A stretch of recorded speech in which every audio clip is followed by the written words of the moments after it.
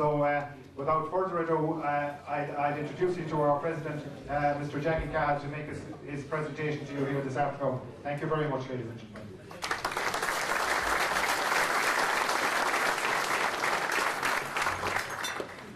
Thanks, John. It is my pleasure as President of ICMSA to thank the Taoiseach for taking the time out of his hectic schedule to be here with us today, and for the Minister for Agriculture, and I suppose our two agricultural MEPs, Murray and Liam, and as an association we very much appreciate they coming to our AGM today. And I suppose it is a symbol of how important our sector has become to the whole economy, that we have such a representative of our public representatives here today. I suppose in the past, we were becoming the forgotten sector. I suppose some of our politicians felt they could do without us as farmers, and that we were really a boy that needed dressing now and again, and we had partnership talks, and we were a sector that had to be tolerated with and dealt with as quickly and as cheaply as possible. And times have changed, and the economy, and I suppose at the end of my address this evening I'm going to just say a few words on the economy and what we think are some of the things that should be considered. But we have become the cornerstone of the Irish economy, and I think all politicians now realise that we are going to be a vital part of the revival that has to come for this country. We've had in the last government published report, Harvest 2020, and that has put some extremely ambitious targets together for us as farmers. 50% growth in the dairy sector, 40% expansion in the beef sector, and other various targets in the different sectors. But the ultimate thing that will determine whether Harvest 2020 is achieved or not is if we make money as farmers producing the food. There has to be money in it for us, and if there is, we will meet the targets that are envisaged by the government. And on the dairy side alone, if we meet the targets of Harvest 2020, it would add $1 billion extra onto our exports. And God knows we need that as a country now, and we need that kind of stimulus, and we need that kind of growth.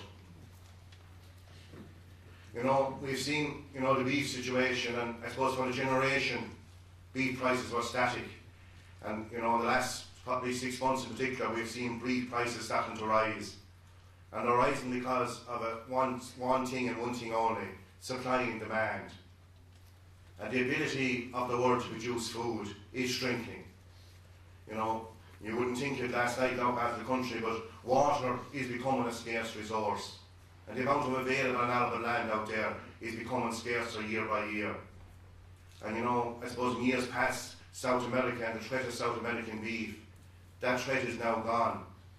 And instead of being a huge net importer of beef into the EU, this year we're going to be net exporters of beef. So that just underlines the huge transformation in the availability of beef out there in the world market.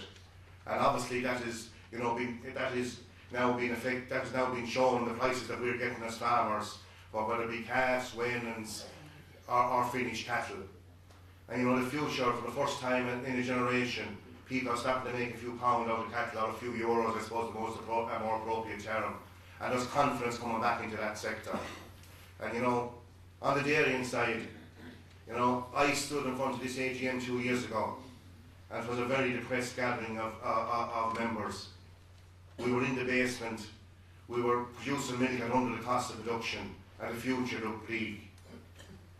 Thankfully, it's a completely different scenario in the back end of 2011. There is a margin there for us as dairy farmers, and only for the standstill of quotas this year, we would have produced an awful lot more milk in this country. And I suppose, to focus back on the Harvest 2020, I think if the margin is right for us, yes, we will produce a product, and we will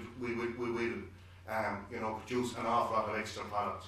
But that product has got to be sold at a viable price, and that is the key. The Minister, the Taoiseach, when I'm walking into the room, he referred to being in Germany all last week, as I suppose we're all well aware of. And the huge demand there is in Germany for Irish products, and the huge premium that Irish dairy products in particular get on the German market. And yes, that's what we have to do as an industry, get routes to market that will ensure a viable price for us in post 2015. I suppose there's a lot of issues on the dairy side that need to be sorted out, and some of them have to be sorted out by us as farmers, and I won't say they don't concern the government, but as regards processing and the processing facilities, who's going to pay for them, all those issues need to be sorted out by us as farmers with our individual processors. But there is issues that the government have to address for us. We're going to be on the world market stage. We're going to be at world prices. Price supports will be meaningless for us going forward if we're to survive. Price supports mean 20 cents a litre, and none of us can stay in business at that. So the government have to ensure that we can be competitive as farmers. We can't have extra costs imposed on us that will make us less efficient or less competitive than either the New Zealanders or the South Americans. We have regulations coming from Brussels at a rate of knots. Septic tanks is an issue that we're all reading and hearing more and more about. We've had regulations on drainage of land and what land we can drain and how we can drain it, and the daftness that's in some of the regulations coming from Brussels. We have 30% greening being proposed on the single farm payment.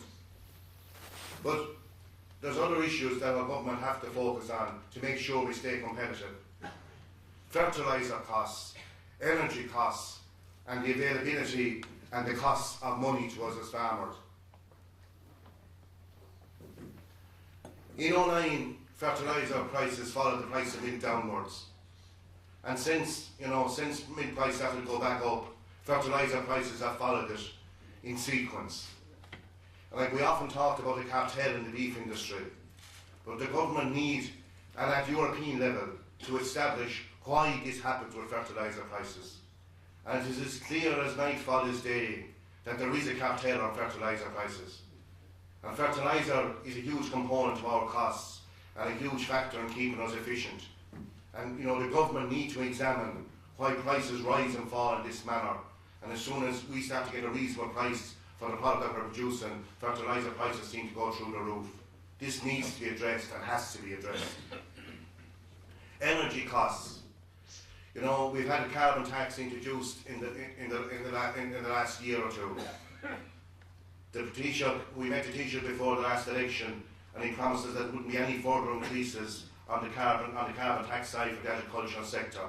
That's essential if we're to stay competitive. We have electricity in this country that's more costly than our competitors across Europe. And we're competing with, we're trying to sell product into those markets. And energy costs, electricity in particular, have got to come down to the average across the EU.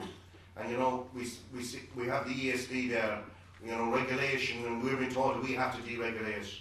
If it takes deregulation to ensure that the cost of energy comes down, that has got to happen. Of course, we have concerns about the proposed VAT increases that are coming in the budget, and what would that can do to that is a worry in trying to remain competitive.